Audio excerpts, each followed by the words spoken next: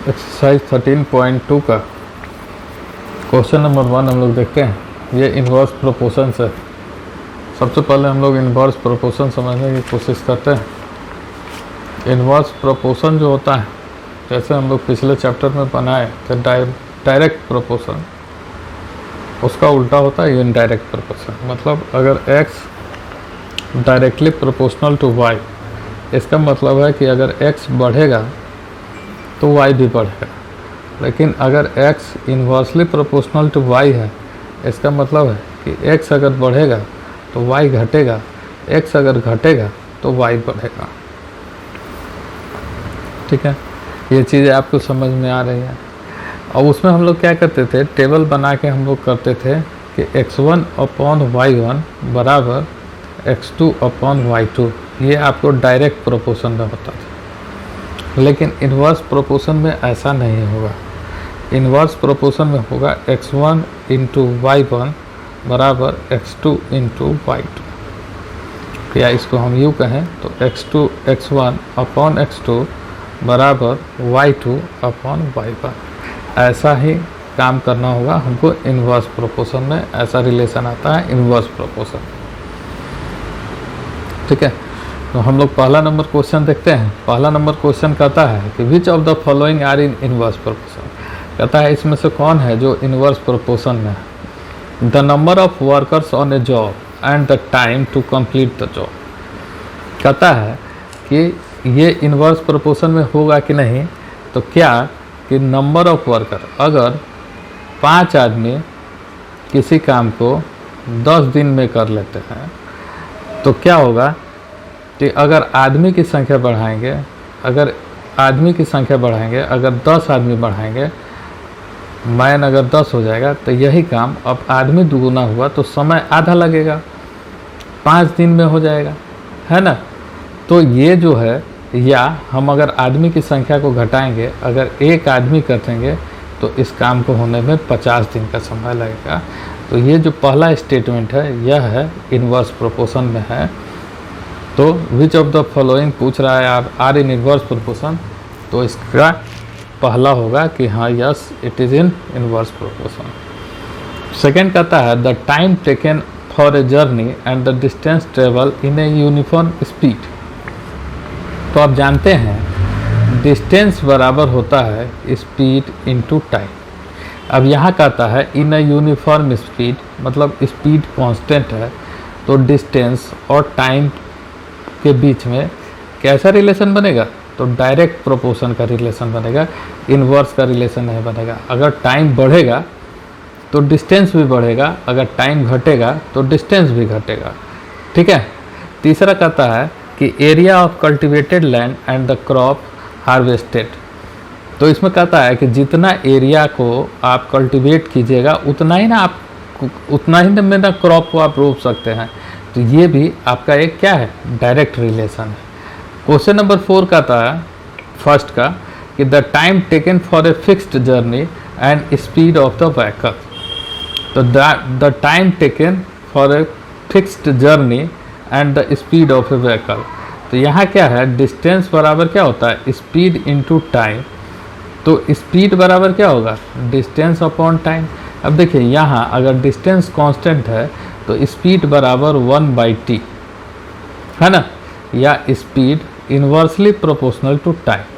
तो इन दोनों के बीच में कैसा रिलेशन हो गया, स्पीड और टाइम के बीच में हमेशा इन्वर्स का रिलेशन होता है।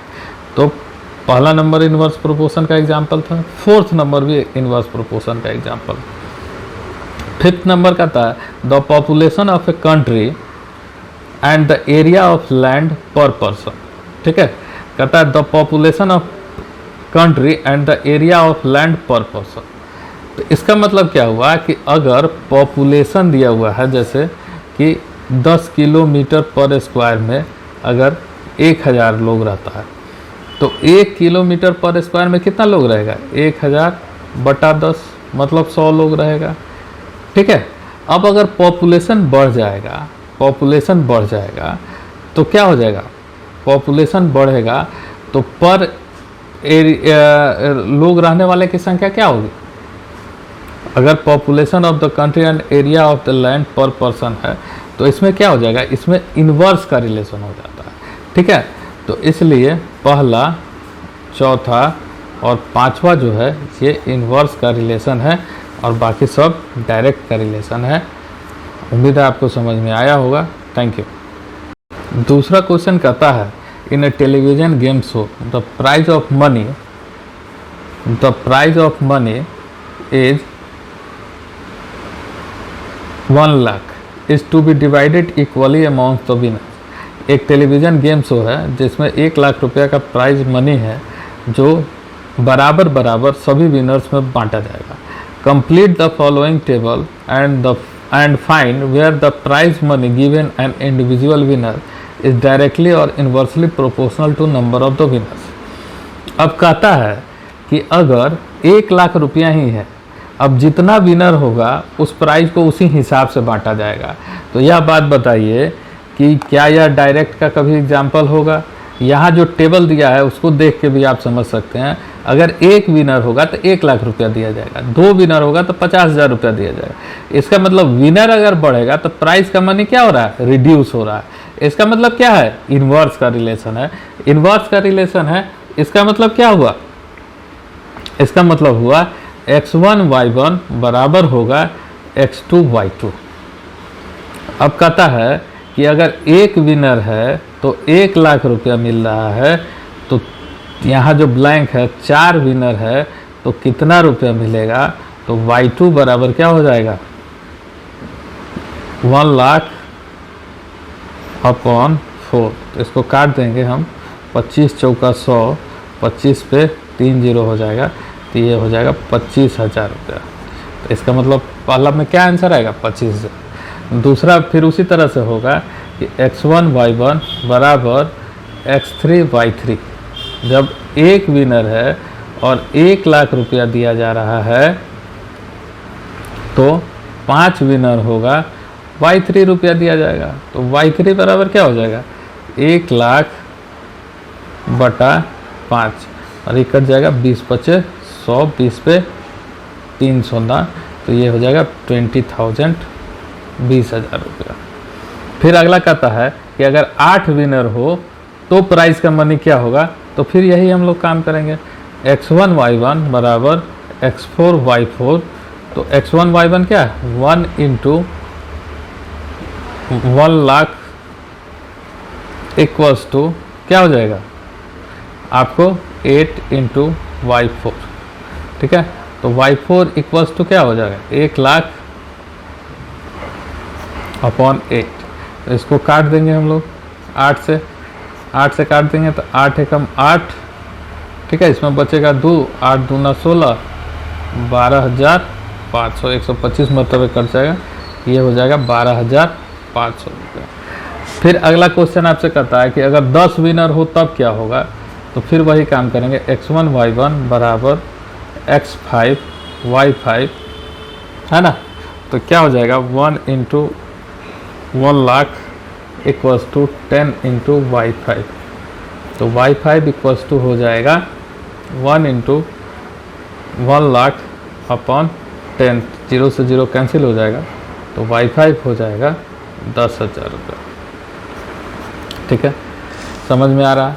अब आखिर कहता है कि अगर 20 विनर हो तो क्या हो जाएगा, x1 y1 बराबर x6 y6 कर देते हैं, तो 1 इंटू 1 लाख इक्वल्स टू हो जाएगा 20 इंटू y6।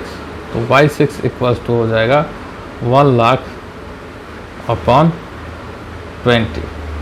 0 से 0 कट गया, ये 5 बार में कट जाएगा, 5 दूना 10, 5 पे 3 0, तो y6 बराबर हो जाएगा 5,000 रुपये। ठीक है, तो ये प्राइस मनी हो जाएगा, ये इन्वर्स का रिलेशन है। उम्मीद है आपको समझ में आया। क्वेश्चन नंबर 3 कहता है, Rahim is making a wheel using a spokes. He wants to fix equal spoke in each a way that the angle between any pair of consecutive spokes are equal. Help him by complete the following table.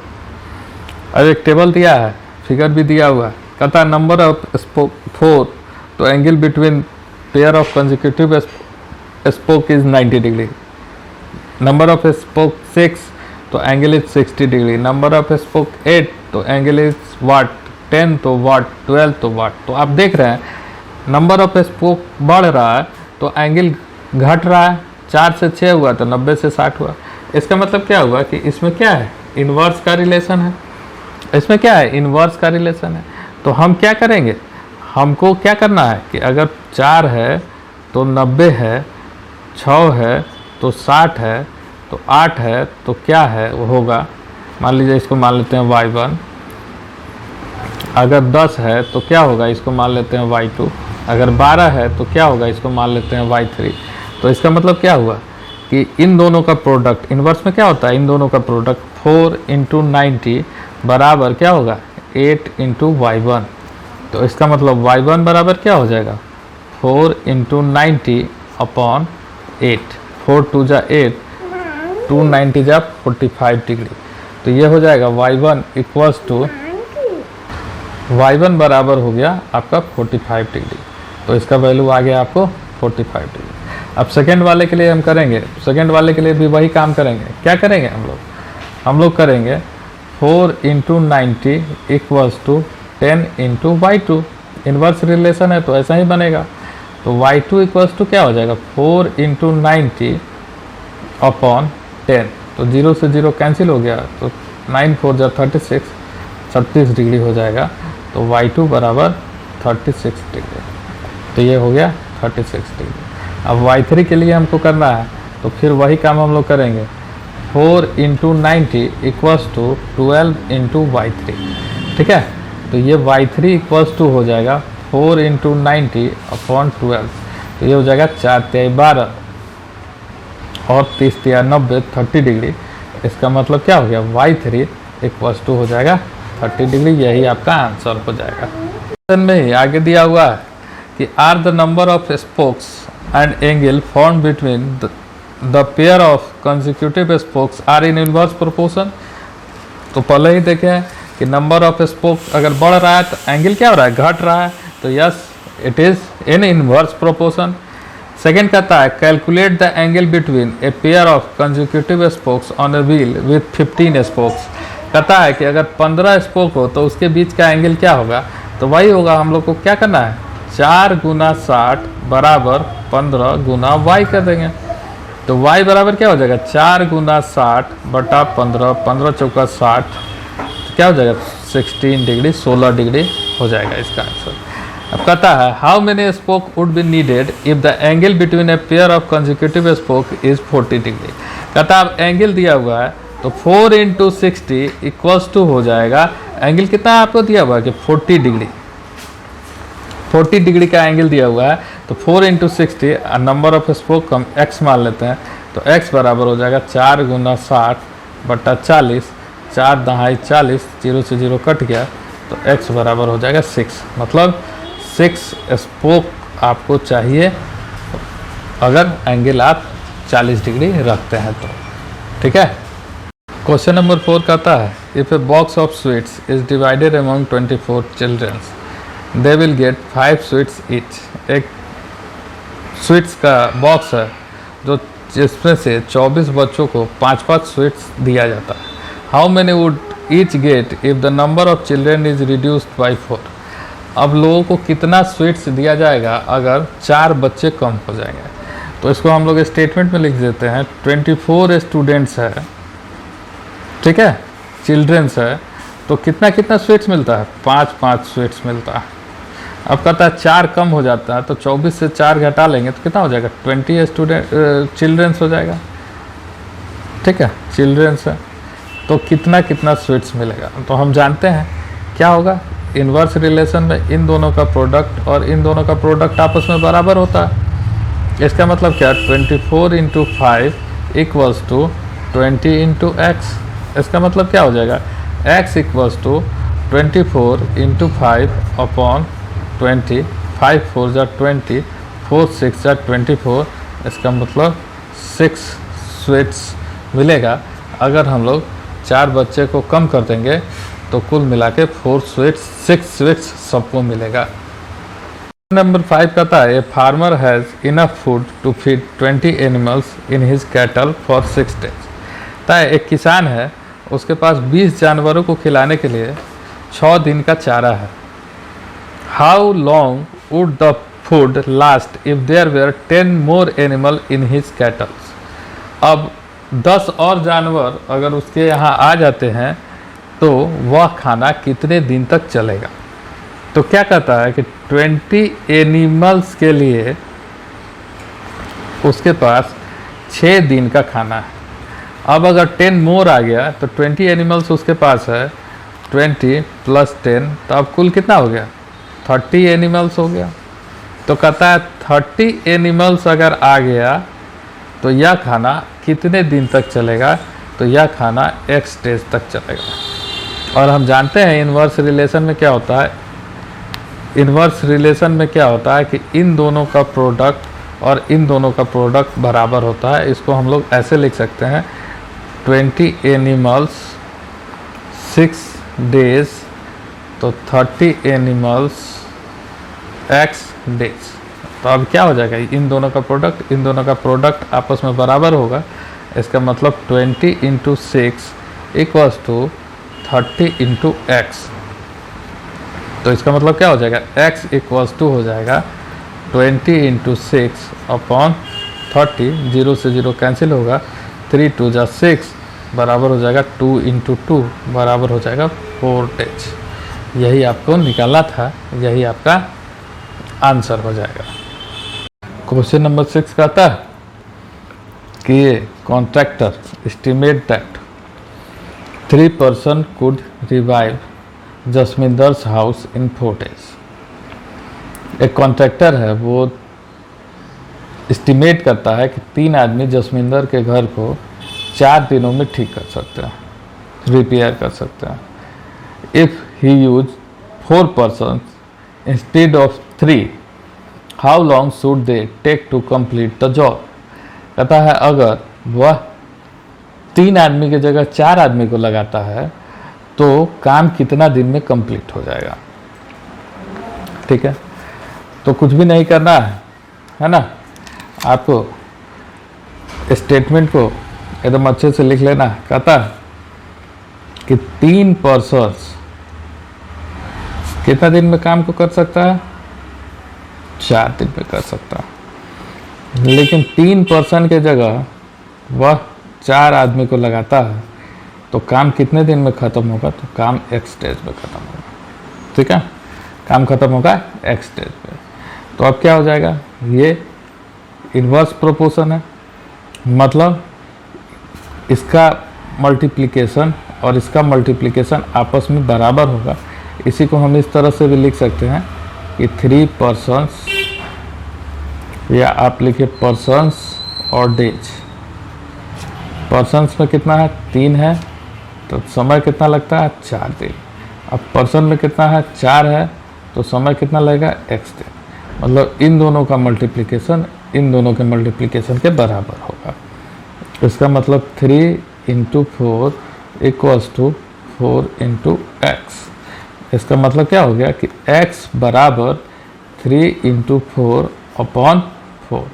4 से 4 cancel out हो गया, तो ये हो जाएगा 3 days. और इसका मतलब ये हुआ कि पूछ रहा है how long should they take to complete the job. They take 3 days to complete the job. Question number 7 कहता है a batch of bottles were packed in 25 boxes with 12 bottles in each box. एक box है जिसमें 12 बोतल रखा जा सकता है। इस तरह का 25 बॉक्स पैक किया गया। If the same batch is packing using 20 bottles in each box, how many boxes were be filled. कहता है अगर 12 बोतल के जगह 20 बोतल रखा जाए तब इस तरह का कितना बॉक्स बनेगा। ठीक है, तो हमको क्या करना है, इन्वर्स का प्रॉब्लम है आपको, इन्वर्स प्रोपोर्शन का। तो हमको क्या करना है, एक तरफ हम लोग लिखेंगे, क्या लिखेंगे, एक तरफ लिखेंगे बॉक्सेस, ठीक है, और दूसरे लाइन में हम लोग लिखेंगे बोटल्स। ठीक है, तो कितना बॉक्सेस है? 25 बॉक्स है। कितना बोतल है? 12 बोतल है। अब हमसे क्या कहता है कि नहीं, ऐसा सिचुएशन नहीं, अब आपको कितना बॉक्स बनेगा ये निकालना है अगर बोतल का संख्या 20 हो जाए। ठीक है, अगर बोतल का संख्या 20 हो जाए तो इन्वर्स प्रोपोर्शन में हम लोग क्या करते हैं, इन दोनों का प्रोडक्ट और इन दोनों का प्रोडक्ट आपस में बराबर करते हैं, है ना। ये हो गया x1, ये हो गया x2, इसको बोलते हैं y1, इसको बोलते हैं y2। यही हम लोग पढ़े हैं कि x1 y1 इक्वल्स टू होता है x2 y2। इसका मतलब हो गया 25 into 12 equals to x into 20। तो अब x बराबर हो जाएगा 25 इंटू 12 अपॉन 20। ठीक है, तो क्या हो जाएगा, 5 5 जा 25, 5 4 जा 20, 4 3 जा 12, मतलब x इक्वल्स टू हो जाएगा 5 3 जा 50 बॉक्सेस। तो अगर हम 25 बॉक्सेस बनाते हैं जिसमें 12 बोतल है, उसके जगह हम अगर एक बॉक्स में 20 बोतल रखते हैं तो हम 15 बॉक्सेस ऐसा बना सकते हैं। यही आपसे पूछ रहा है। नंबर 8 कहता है a factory requires 42 machine to produce a given number of article in 63 days. एक फैक्ट्री है जिसमें एक प्रकार का सामान 42 मशीन के द्वारा 63 दिन में बनाया जाता है। कहता है how many machine would be required to produce the same number of article in 54 days. अगर 42 मशीन से आप 63 दिन में कुछ सामान बनाते हैं, ठीक है, तो आपको कितना मशीन चाहिए सेम सामान बनाने के लिए 54 दिन में। ठीक है, 54 दिन में कितना मशीन आपको चाहिए। तो यहाँ भी हम कुछ नहीं करेंगे, हमको क्या करना है कि क्या लिखेंगे कि एक तरफ लिखेंगे मशीन्स, दूसरी तरफ हम लोग लिखेंगे डेज। तो कितना मशीन है, 42 मशीन है, 63 डेज लेता है। तो आपको कितना चाहिए, x मशीन चाहिए, डेज कितना है 54 डेज, और नंबर ऑफ जो आर्टिकल है वो सेम है, नंबर ऑफ आर्टिकल दोनों में सेम है, इसलिए नंबर ऑफ आर्टिकल से हमको कोई लेना देना नहीं है। ठीक है, तो हमको क्या करना है, हमको इन दोनों के प्रोडक्ट को आपस में बराबर करना है। ठीक है, तो हम क्या करेंगे, x1 y1 बराबर x2 y2। तो इसका मतलब हम करेंगे 42 into 63 equals to x into 54। इसका मतलब x बराबर हो जाएगा 42 इंटू 63 अपॉन 54। ठीक है, 9 7 जा 63, 9 6 जा 54, 6 7 जा 42। तो इसका हो जाएगा 7 इंटू 7, मतलब आपको हो जाएगा 49 मशीन चाहिए। ठीक है, 54 डेज में काम फिनिश करने के लिए। ठीक है, तो इसका आंसर हो जाएगा 49 मशीन।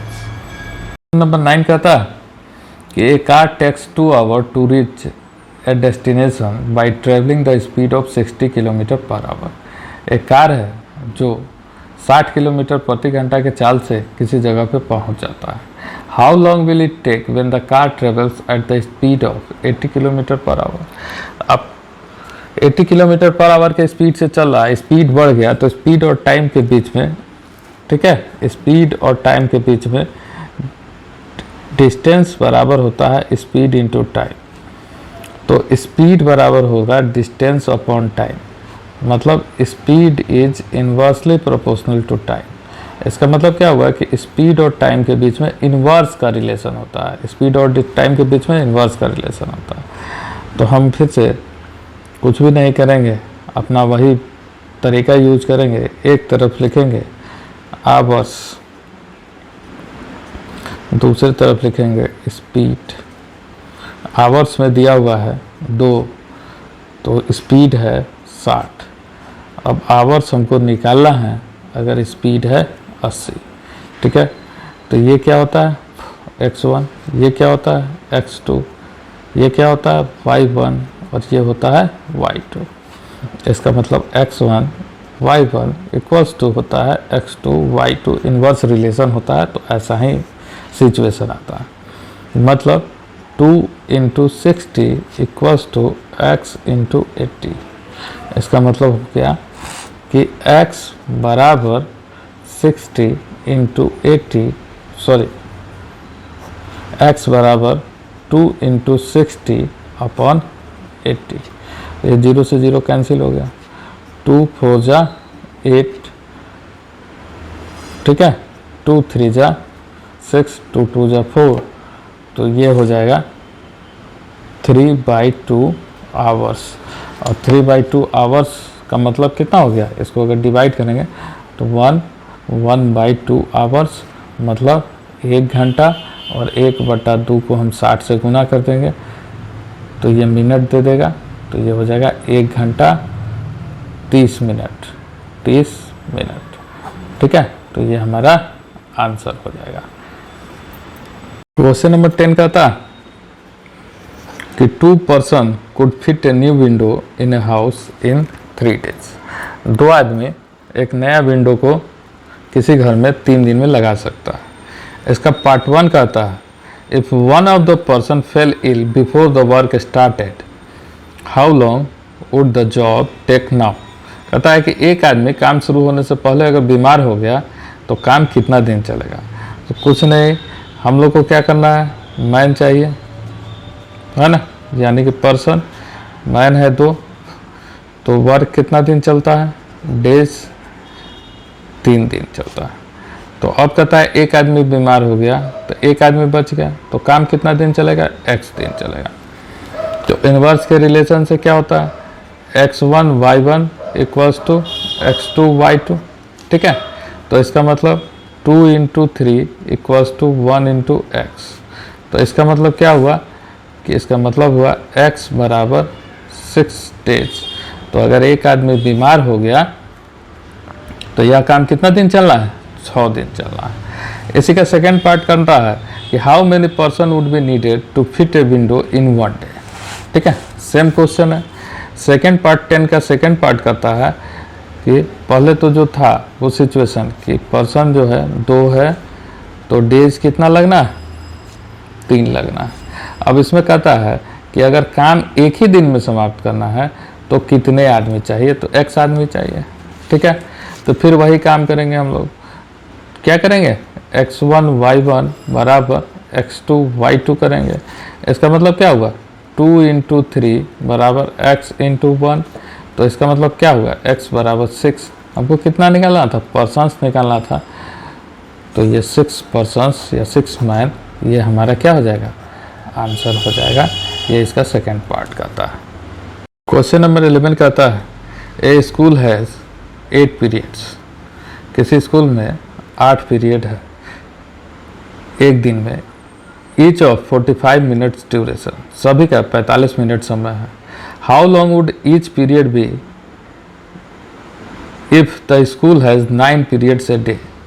कहता है अब एक पीरियड कितने देर का होगा यदि स्कूल में 9 पीरियड हो जाता है। Assuming the number of school hours be the same. कहता है कि यह एज्यूम करके चलना है कि स्कूल में जो नंबर्स ऑफ आवर्स है, चाहे 8 पीरियड हो चाहे 9 पीरियड हो, वह सेम रहेगा। तो आपको क्या क्या इन्फॉर्मेशन दिया हुआ है, तो आपको इन्फॉर्मेशन दिया हुआ है कि पीरियड्स कितना है 8, और टाइमिंग उसका कितना है, टाइमिंग है 45 मिनट्स। अब आपसे कहता है कि यह पीरियड 9 हो जाए तो टाइमिंग क्या होगा, ठीक है। अगर पीरियड 9 हो जाए तो टाइमिंग क्या होगा। तो आप तो जानते हैं इसको x1 बोलते हैं, इसको y1 बोलते हैं, इसको x2 बोलते हैं, इसको y2 बोलते हैं।